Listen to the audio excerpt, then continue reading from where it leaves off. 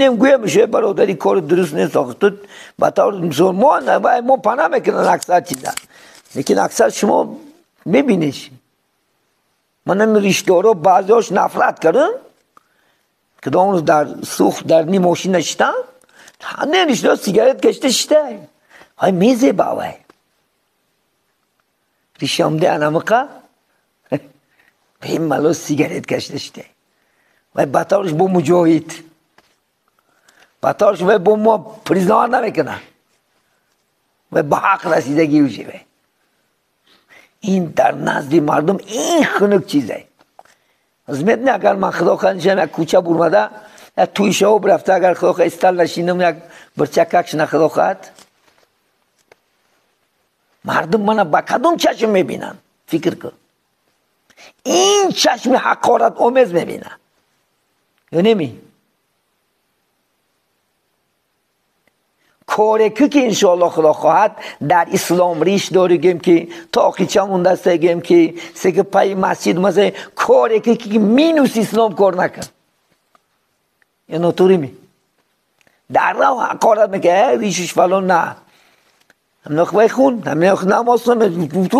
شما ضربه با اسلام میزنیم ضربه با پیغمبر بزرگ ضربه با قرآن میزنیم در جای جمعیتی خدا خواهد شما همچی یک چی باشید یک مثال گمده انگشتر نکو چله رو انگش باشه خدا خواهد من پیغمبر نگین میگم نگینه با نگینه چه چشمکشه من شما نماز خونه همچنان چشمک همون نگین باشیم در بین مردم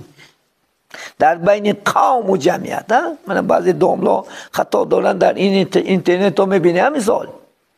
خطای عادی ترین میکنن لیکن تمام مردم نفرت داره یا نمی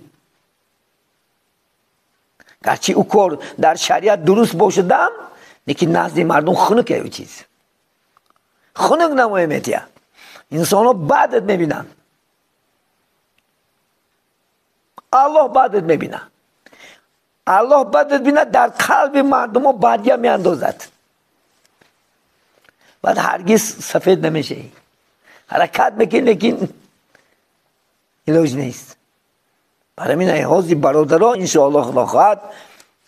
عبادت کنه پیوسته بعد عبادت باشه دائم طاعت کنه انشاءالله خدا خواهد از گناه ها پرهیز کنه